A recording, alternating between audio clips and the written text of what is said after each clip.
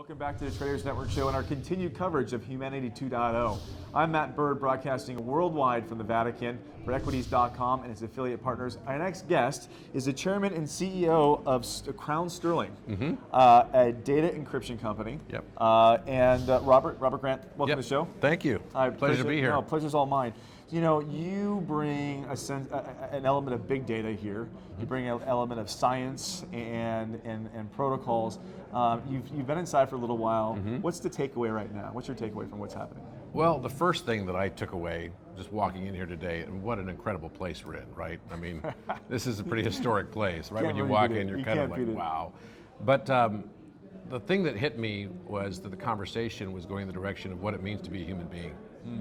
And to be a human being in a world where we've all become human doings, it's really exciting to be talking about what the next evolution of humanity is going to be. And if we don't think about it in a sort of presumptive way, if we don't think about it in the future, then we could only ever expect to be subject to the same entropic forces that we consider the universe to be subject to. Right. We have to sort of cut a path towards syntropy. We have to cut a path towards determination and intention. And I think that's what Humanity 2.0 is about, that we're hoping here to be able to set a path for the next 100 years, 200 years, maybe even millennium, that would actually allow us to be more human beings and bring humanity to other human beings in the world rather than just human doings. Well, I really like that, bringing humanity, being humans, but bringing humanity to other human beings. I mean, that's. I think you said it earlier, and it really rang with me. Crown Sterling, there's been some chatter in the news. Why don't you tell our audience a little bit what you've done on the mathematics side, because this is kind of groundbreaking stuff. So fill us all in. Okay, so I published the first infinite and accurate prime prediction algorithm. And discovered a new kind of number called quasi-primes. So prime numbers are distinguished because they are divisible only by one in themselves, but quasi-primes are divisible by prime numbers greater than 5. Can you boil it down to simple terms? Sure. What it means is that up until now we could never predict prime numbers beyond a certain size. Right? We'd have to do a huge amount of computer testing. It would take up a lot of time. And they would put out a publication saying, we just published this prime number, which is this size of number with this many digits behind it, to the 43 millionth power, et cetera, et cetera. Now we can actually predict them infinitely. And that's a big shift in our understanding of mathematics. This has been centuries, not only centuries, millennia old problem. Prime numbers have fascinated mathematicians for thousands of years. And to have found it in a very simplistic and beautiful pattern, which was related to Fibonacci, so based on a 24-hour clock. Wow. Was really, it was a shock for me, being the discoverer of it. Right. Remember, math is not invented. Math is only ever discovered. Some argue that calculus may have been invented because it seems like such a crazy thing to be undertaking. We'll blame Leibniz and Isaac Newton for that. I remember my struggles as going to school with calculus. Does this mean we have a whole new generation of data encryption coming? Yes, it does. In fact, it does, because that, as well as new understanding of geometry and mathematical constants that has not been heretofore known in a new paper that also is in the process of getting published right now, which is called wave number theory. When I discovered the prime number pattern, we also discovered a pattern for all mathematical constants embedded in the same pattern for prime numbers.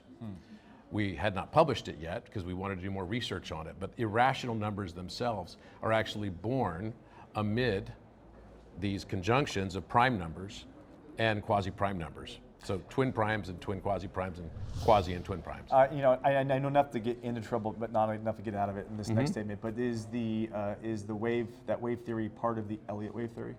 Elliot waves are relational to it, but it's not necessarily part of the Elliot wave theory. Got it. So what we have discovered is that there is an order to the universe, that this order can be demonstrated mathematically, because again, mathematics is discovered, not invented.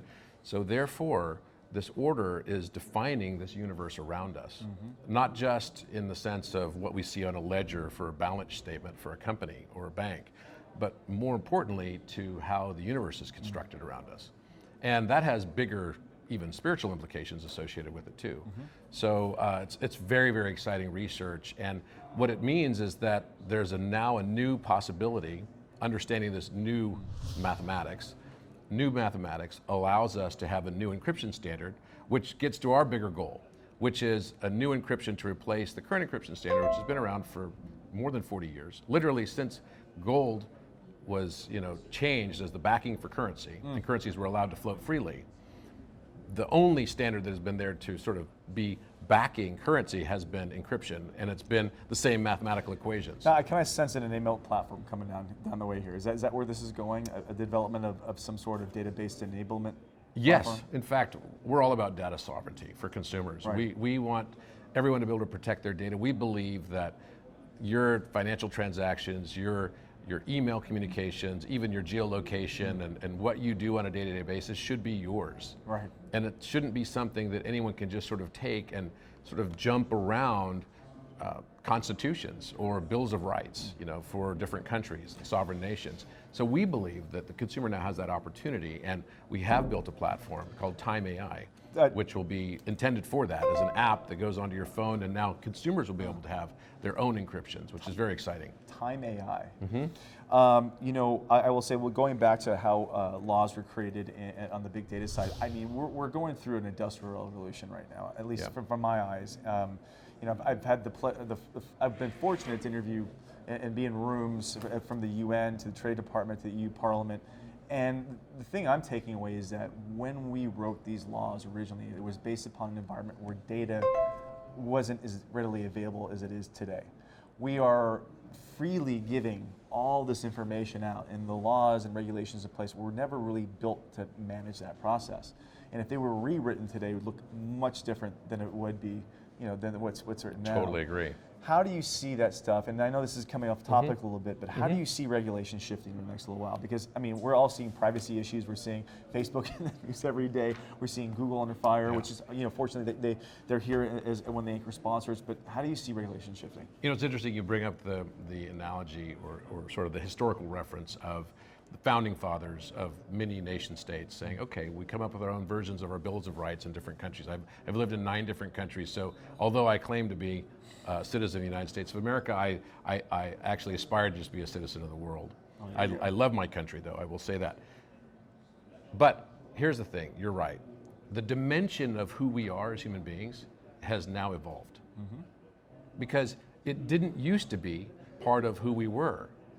The data, I didn't have a social media presence. My dimensionality of who I am as a person in 1776 is very different than my dimensionality and the scope and reach that I have around the world. I mean, just on my Instagram following now, I have tens of thousands of people that I can now impact immediately all around the world that I never had before. That's breaking down boundaries. That's connecting human beings in ways that are fundamental, that we cannot sort of just like walk over and tread over lightly. So this is changing who we are as human beings.